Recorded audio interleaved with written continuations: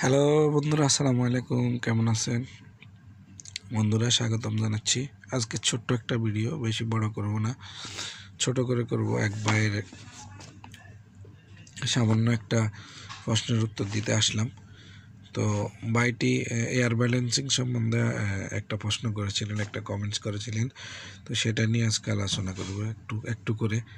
তো প্রথমত আগের মতো দেখি, চলুন ভাই কি লিখেছে ওনার স্ক্রিনশটটা দেখি কমেন্টসের, তারপর বিস্তারিত আলোচনা করি। তো বন্ধুরা দেখতেছেন, এমডি আলামিন ভাই অনুরোধটি করেছিলেন। তিনি লিখেছেন, আসসালামু আলাইকুম, কেমন আছেন? এয়ার ব্যালেন্সিং কিভাবে করব বা করতে হয় এ নিয়ে একটি ভিডিও দিন। তো এ নিয়ে ভিডিও আমি আলোচনা করছি, শেষ পর্যন্ত ভিডিওটা দেখুন। তো বন্ধুরা, আপনারা দেখলেন বাইটির কমেন্টস, আর বাইটি জানতে চেয়েছিল কিভাবে এয়ার ব্যালেন্সিং করা হয়।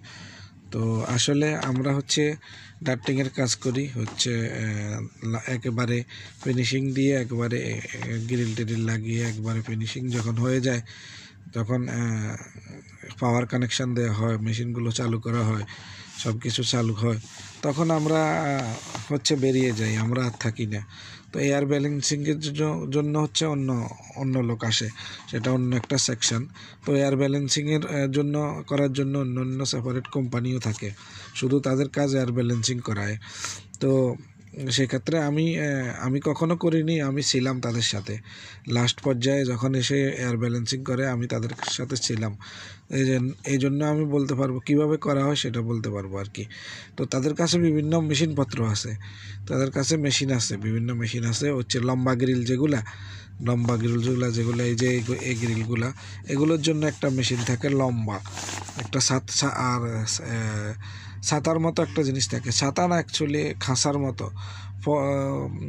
আমাদের দেশে যে মাছ ধরা হয় না ফলো দিয়ে, ওই রকম একটা জিনিস থাকে। ওটার পিছনের সাইডে মেশিন লাগানো থাকে।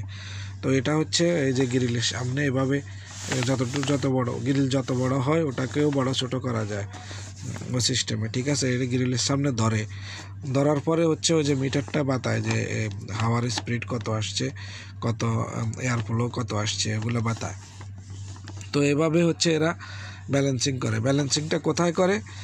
ওই যে বিসিডি, এই যে রিংগুলো আছে এখানে, এগুলো সব রিং বিসিডি, এই যে রিং বিসিডি দেওয়া আছে, এখানে কন্ট্রোল করে, এইগুলাতে কন্ট্রোল করে, বেশি কম করে আর কি।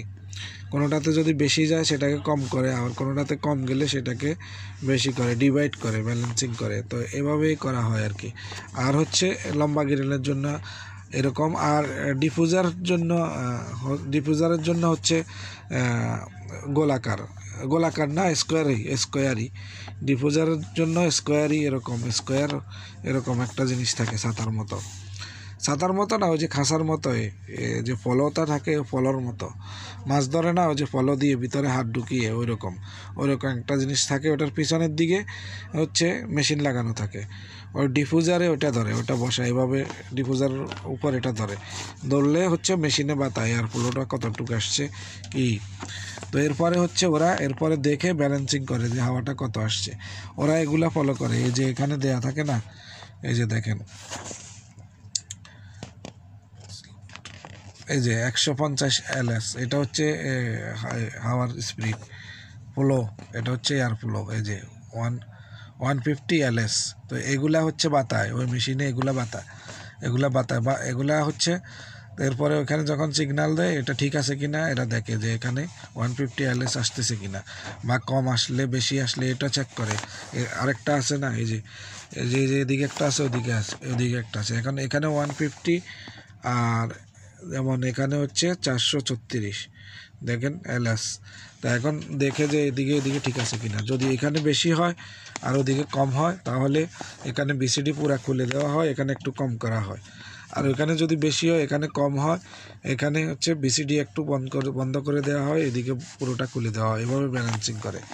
আর ব্রাঞ্চগুলাতে এগুলাতে এভাবে মাপার পর যখন দেখে এটা ঠিক আছে কিনা, ঠিক থাকলে তো ওকে, বা কম হলে বিসিডিটা পুরোপুরি খুলে দেওয়া হয়, বেশি হলে বিসিডিটা একটু বন্ধ করে দেওয়া হয়। এভাবেই ব্যালেন্সিং করে। আর ব্যালেন্সিং এভাবে করা হয়। তো এয়ার ব্যালেন্সিং হচ্ছে করার সময় ওদের কাছে মেশিনপত্র থাকে, ওইটা দিয়েই করে। তো সেটা হচ্ছে আপনি যদি এই কাজ করে থাকেন, আপনি এই কাজে যদি ঢুকেন অটোমেটিকলি শিখে যাবেন, আস্তে আস্তে এভাবে করা হয়, ঠিক আছে। আমরা হচ্ছে শুধু ডাক্টিংয়ের কাজটা ইনস্টলেশন করে গ্রিল টিরিল হয়ে যায় ফিনিশিং কাম দিয়ে, তো লাস্ট পর্যায়ে আসলে আমরা বেরিয়ে যাই, আমরা হচ্ছে ব্যালেন্সিংয়ের সময় থাকি না, ঠিক আছে।